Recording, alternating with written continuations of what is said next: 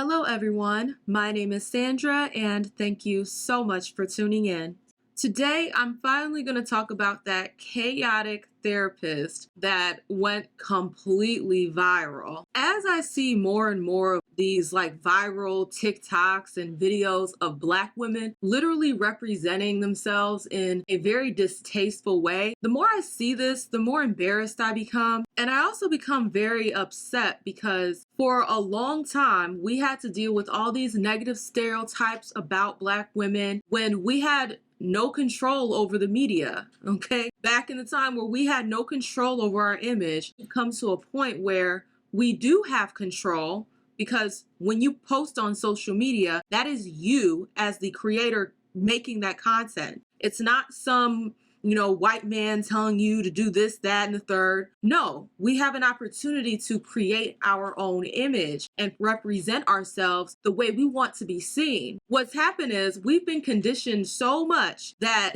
we don't even need racism to present a negative image of what Black womanhood is. We literally go out there and put that image on ourselves. Another part of this that's absolutely crazy is that, Black women, we love to put out how we're so educated. We're so educated. We're getting degrees at a high rate and all this bullshit. But then you also see these same women that claim that they're so educated getting on Instagram and literally showing their tail. Okay, getting on TikTok and literally showing their tail. And so we're becoming very educated, but our behaviors still show a level of degeneracy and degradation for our own selves. Which brings me to the topic at hand. So I'm pretty sure most of you guys have seen this clip already. I'm going to insert it, but essentially you had a licensed clinician, Black woman, on TikTok telling men to go get therapy. But the way she was going about it was completely unprofessional and just sloppy. I wouldn't have thought that you were a professional the way you were presenting your message. But let's just go ahead and watch the video. You need to expand your emotional vocabulary.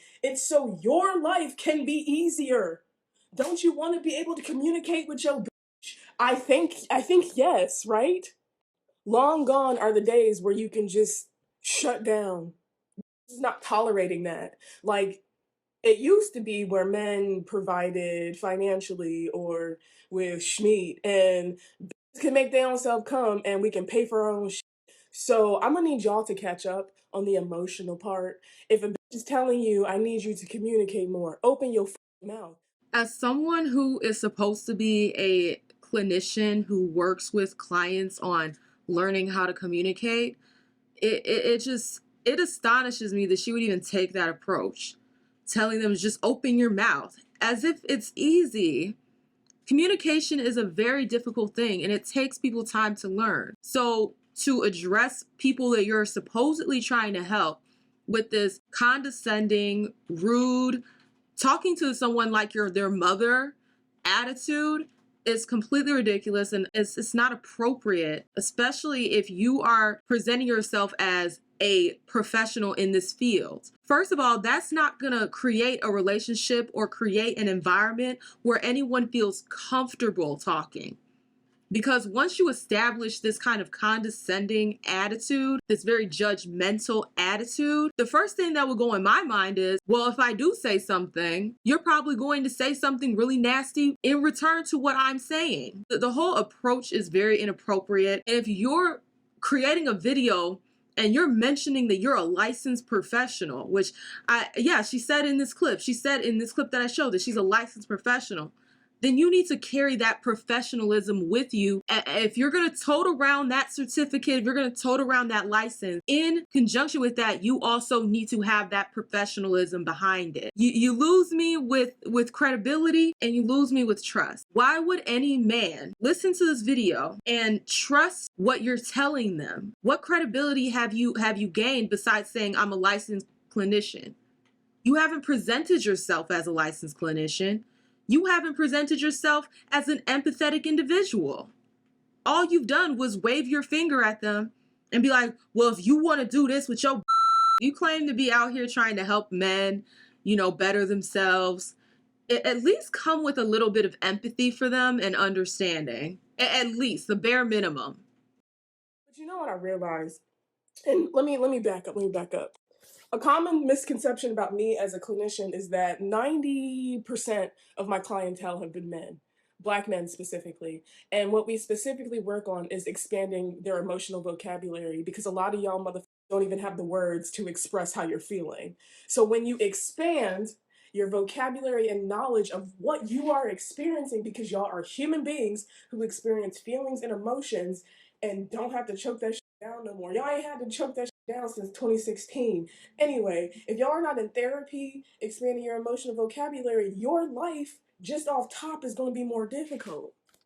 When you expand your emotional vocabulary, you expand your awareness of yourself. When you expand your emotional vocabulary, you understand how you can navigate in this fucking weird ass world that is so hard on y'all. Like, let's acknowledge that the world is very difficult for y'all, but y'all are not making it any easier, bruh. You're not.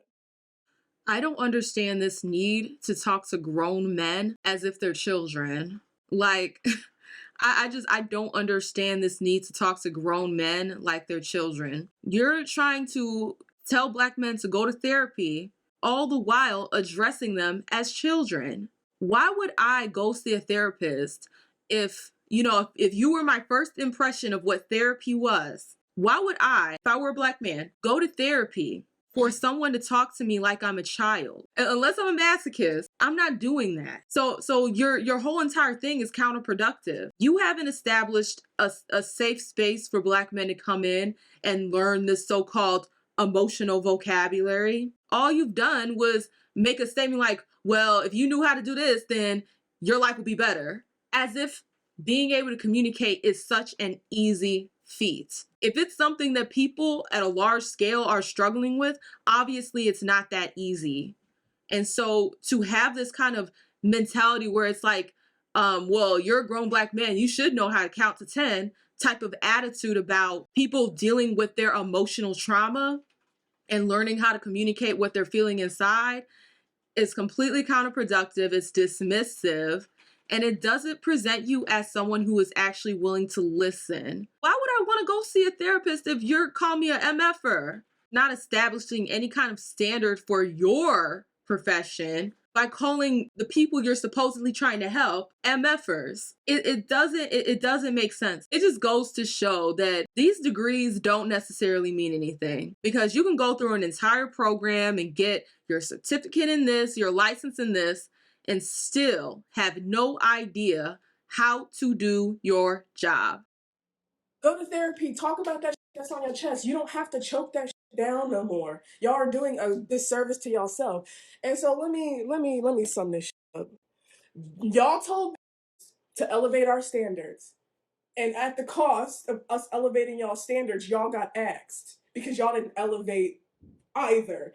We're not tolerating emotional abuse, emotional neglect. Step it up. Go talk to somebody. Go expand your emotional vocabulary. When they're telling y'all to go to therapy, it's not for us. It's for y'all sad motherfuckers. So your life can be better. All right. Go in peace. It's really mind-boggling to me that someone could post a video like this and then, following their job learning about this video, have the nerve to blame the audience for the repercussions that she faced for posting this insensitive, unprofessional video. Okay? And the thing that people have to understand is that when you work for a company, you represent that company. Okay? You represent that company, and especially in mental health. Like, can you imagine one of our clients running across this video? Can you imagine? I would be suing the F out of that practice for putting me in a room with this female, okay? And she's talking like this. You would have had a lawsuit on your hands, okay? Because you're supposed to be protecting me. You're supposed to be helping me. Hello. I would like to make a video addressing my recent video calling for men to go to therapy. Now, I will say that, firstly, I would like to apologize for the colorful language that I used, but I want to express where I'm coming from. So, as a clinician, My job is not to make people change. My job is to plant seeds and help my clients water the soil and cultivate it so they have a thriving environment to grow. That is my job. Now, from a human standpoint, I entered this field because I saw a dire need for Black mental health and Black mental health professionals, because I was not always met with support. It's for y'all sad motherfuckers, so your life can be better. If this is what support looks and sounds like, I don't want it. I don't want it. Keep it to yourself. It's crazy to me how when we experience backlash, we want to go into this woe is me, oh, Black experience bullshit to try to justify poor behavior. And it's not flying with me, because you could talk as much as you want about how there's a dire need for Black mental health professionals, but I will take quality over quantity any and every day. Okay? We could have millions of Black therapists, but if they behave and conduct themselves the way you did in that video, then it is all for nothing. What's so funny is that you have a lot of us walking around here saying they want to do all these different things for the Black community, but as soon as they get on these Instagrams or TikTok, they put out the most degenerate, unprofessional, stereotypical image that you could possibly see. And then they want to get on there and talk about what they want to do for the Black community. Please stop. Please freaking stop. Because you are a cancer to our community. Okay? We don't have to have white people out here, putting on blackface and doing a bunch of shenanigans to make our image look bad. We don't need that anymore. Because we got people like you, and you're not alone. Trust, you're not alone. That will go out there and do the shenanigans themselves. That will go out there and put on the minstrel shows themselves. So I'm not buying this whole, I wanted to do it for the Black community. If you loved and respected the Black community the way you are claiming to be in this apology video, you wouldn't have done that video in the first place. If you were addressing your people with love, compassion, and empathy and professionalism, that video would have turned out completely different and you'd probably still have your job. So I apologize to individuals if you felt like my language was colorful, but I want you to know more deeply where I come from. A few people have called into question my Blackness, which is to be expected. My personhood is questioned quite often. I chose to go into mental health because only 4% of clinicians are Black, yet there's 13% of Black individuals in America. So there's already a huge disparity. And I have made it my life's work to help fill that gap. Now, where my frustration comes in is I called for individuals to do better, but then my job got doxxed. It's called actions lead to consequences. You put yourself out there. You created a hostile video while toting around your license, and now you're upset that people wanted to find out where you worked and make sure that you weren't harming others under the guise of help and therapy. I wouldn't feel no type of ways if someone were to get on the internet and say that they hated a certain group of people or talk badly about a certain group of people, only to come and find out that they work with said group of people. Who knows what kind of harm they are causing the people they're supposed to be helping. Your video, it showed that you didn't have the empathy to be helping and working with Black men, which in your video, you said most of your clients are Black men. Me watching this, I see how much vitriol you have for Black men. And then you say most of your clients are Black men. My initial response is, holy crap, is she harming those Black men that are under her supervision? Are those Black men aware of the vitriol that she has for them? Are they safe? So no, I don't have any issues with people contacting your job to make sure that the people that are supposedly under your care are safe. Now, it could totally be that you made that video, you had all that energy in that video, but when you go to your clients, you behave differently. It could be that case. But who's to know? Who's to know that the person you presented in that video isn't the same person that you bring into that office when you're working with those Black men that you supposedly take care of and help. It's not illogical that they cause your job. And I'm not going to sit over here and feel bad for you. I'm not. Hello. It's your friendly neighborhood therapist who thought she could save these hoes, but got her job terminated as a result. Story time? I think yes. You not, I posted a video on Monday telling men that their dusty behavior is only harming them and that they would benefit from emotional intelligence, and I you not, by Friday, didn't have employment. All of this started with a Psychology Today article stating that men are lonelier than ever because they have no emotional skills. And I agreed and doubled down and told y'all that y'all lives would radically improve if you expanded the that came out your mouth. But instead of healing, y'all will do anything but that. Instead of being accountable, like, hey, this see me, I stirred a little bit, y'all got so hurt that you contacted massa. That's exactly what happened. And see, this is a prime example of why apologies are worthless. Okay, that whole apology that she gave where she was like, oh, I'm sorry for doing, I'm sorry that I'm sorry, it's all BS. Because you see, as soon as there were consequences, she completely flipped it around and returned to that previous behavior where she chastised and was rude and disrespectful to these same people she was claiming to want to help. You have these people, they'll get on these internets and they'll say a bunch of crazy stuff, and then when they think they can get away with it and not have to deal with real consequences, they put out an apology video.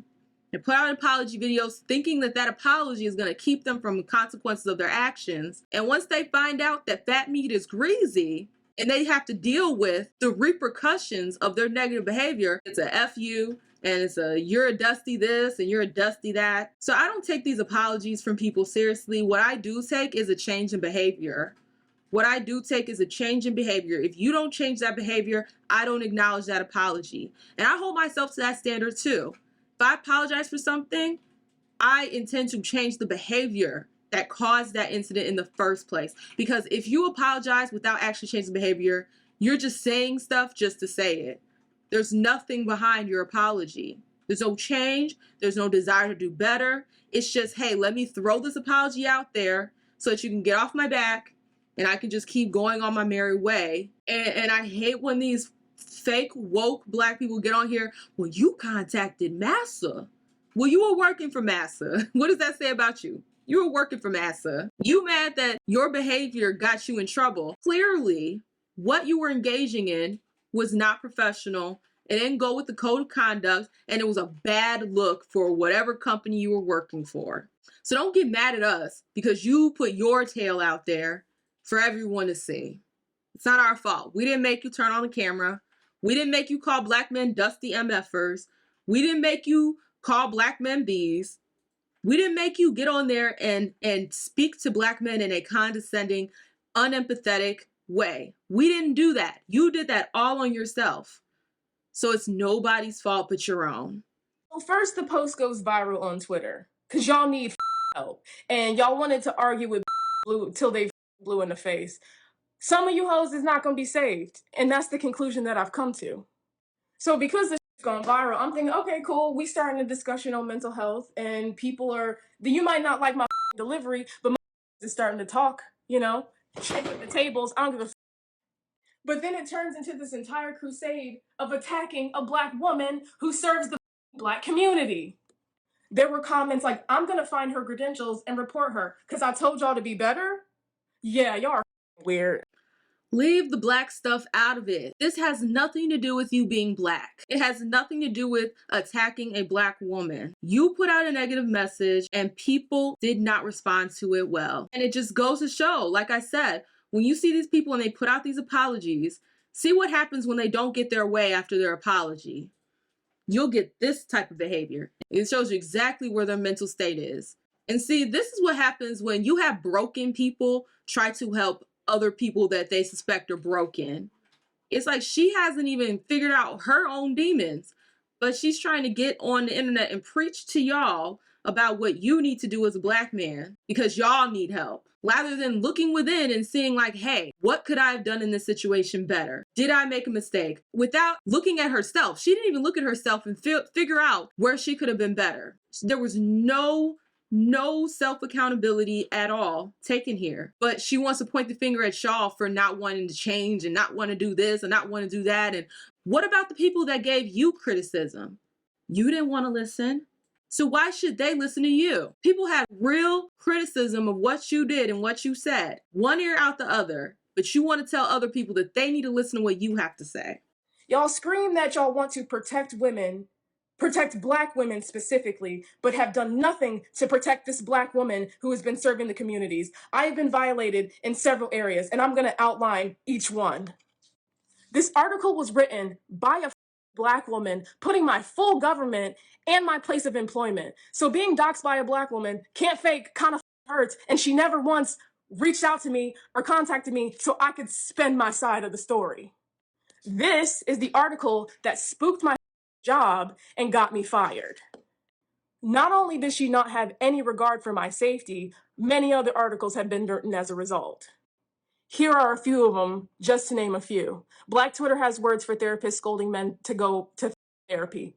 Y'all attacked me and got mad at me because I wanted better for y'all.